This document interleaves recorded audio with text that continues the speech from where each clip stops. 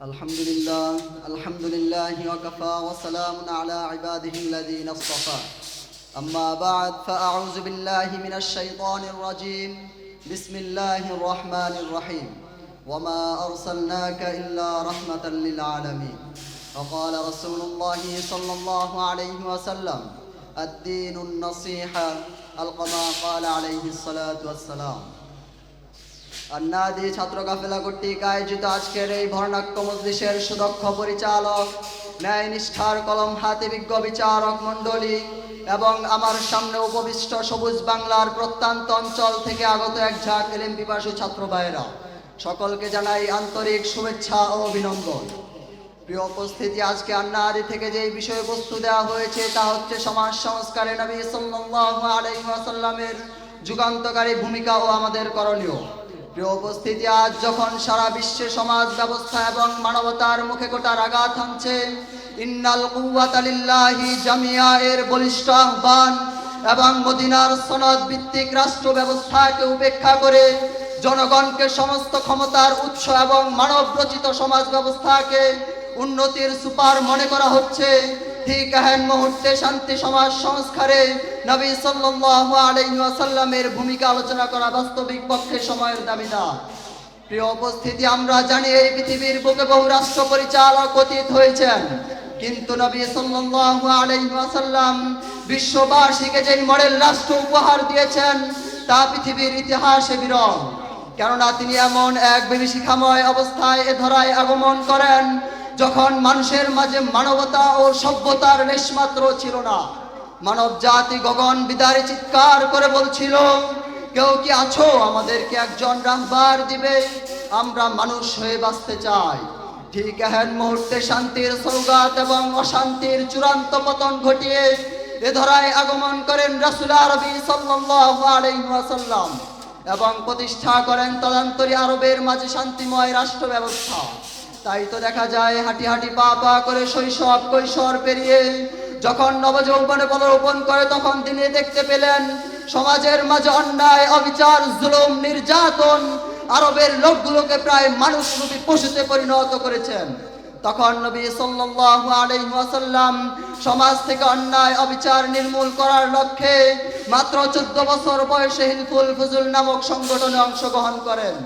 তারই ধারাবাহিকতায় নবী সাল্লাল্লাহু আলাইহি ওয়াসাল্লাম 40 বছর বয়সে নবুয়ত লাভের পর সমাজ থেকে অন্যায় অবিচার নির্মূল করার লক্ষ্যে সকলের মাঝে ঐক্য বজায় রাখার উদ্দেশ্যে সুচ্চার কণ্ঠে ঘোষণা করে বলেন, ইয়া আইয়ুহান নাস কুলু লা ইলাহা ইল্লাল্লাহু তুফলিহুন। ফলে মানুষ খুঁজে পেয়েছিল মানবতা ও সুশৃঙ্খল সমাজ। সমাজ থেকে সমাজে সকলের জীবন নিরাপত্তা ব্যবস্থা নিশ্চিত করে নবী সাল্লাল্লাহু আলাইহি ওয়াসাল্লাম ওয়াদাউল কিসাসের বিধান জারি করে কুরআনের বাণী ঘোষণা করেন, ওয়ালাকুম ফিল কিসাসি হায়াতুন ইয়া উলিল আলবাব লাআল্লাকুম তাত্তাকুন। ফলে রাষ্ট্রে পরিণতি হয়েছিল নজিরবিহীন নিরাপত্তা ব্যবস্থা। সমাজ থেকে চুরি, ডাকাতি, ছিনতাই, রাহাজারি নির্মূল করার লক্ষ্যে নবী সাল্লাল্লাহু আলাইহি ওয়াসাল্লাম কোরআনের বাণী ঘোষণা করে জারি করেন, ওয়াসারিকু ওয়াসারিকাতু ফাকতাউ আইদিয়াহুমা। ফলে আরবে ফিরে এসেছিল শান্তির বাড়িধারা। শুধু তাই নয়, নবী সাল্লাল্লাহু আলাইহি ওয়াসাল্লাম জিনার পথ এবং নারীর ইজ্জত রক্ষার্থে কোরআনের বাণী ঘোষণা করে বলেন, আয-যানিয়াতু ওয়াজ-যানি ফাজলিদু কুল্লা ওয়াহিদিন মিনহুমা মিআতা জালদা। ফলে তৎকালীন কোন নারীকে ধর্ষিতা হতে শোনা যায়নি। কিন্তু বর্তমান যুগে কিছু পতিতাবাদীদের বক্তব্য শুনে অবাক হতে হয়, যারা বলে না ইসলামী আইনের কথা বলে কেন আমার বোনকে জিনার হক লাগাতে হবে। তাদেরকে আমি বলতে চাই, ইতিহাস ঘেঁটে দেখুন, যেই যুগে নারী হয়ে জন্মানোটাকে পাপ মনে করা হতো, যেই যুগে নারী হয়ে জন্মানোর কারণে জীবন্ত পুঁতে ফেলা হতো, সেই যুগে নবী সাল্লাল্লাহু আলাইহি ওয়াসাল্লাম নারীর ইজ্জত সুউচ্চ মাকামে আসীন করে বলেন, আল জান্নাতু তাহতা কদামিন উম্মাহাত। শুধু তাই নয়, তাই তো ব্রিটিশ মনীষী বলেছিলেন, I believe if a man like Muhammad he are the success in solving his problem in a way.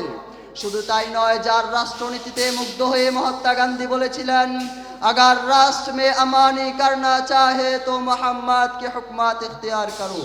প্রিয় উপস্থিতি, আজ যদি আমরা সমাজ সংস্কার করতে চাই, নবী সাল্লাল্লাহু আলাইহি ওয়াসাল্লামকে আইডল মানা ছাড়া বিকল্প কোনো পদ্ধতি নাই। তাই সমাজ সংস্কার করতে হলে সমাজে কোনো ধরনের বৈষম্য না রেখে সকল মানুষকে সমান মর্যাদা প্রদান করতে হবে। সমাজে গরিব লোকদেরকে সহায়তা ও তাদের সামাজিক নিরাপত্তা নিশ্চিত করতে হবে। সমাজে ন্যায় শৃঙ্খলা কুরআনী শাসন প্রতিষ্ঠা করে সকল ধরনের অন্যায় ও বৈষম্যের বিরুদ্ধে সংগ্রাম করতে হবে। প্রিয় উপস্থিতি, যদি আমরা নবী সাল্লাল্লাহু আলাইহি ওয়াসাল্লামের আদর্শকে অনুসরণ করি তবে সমাজে সমাজ সংস্কার হবে এবং সমাজে শান্তি সমৃদ্ধি ও ন্যায় প্রতিষ্ঠা হবে ইনশাআল্লাহ। নাসরুম মিনাল্লাহি ওয়া ফাতহুন করিব। আসসালামু আলাইকুম ওয়া রাহমাতুল্লাহি ওয়া বারাকাতুহু।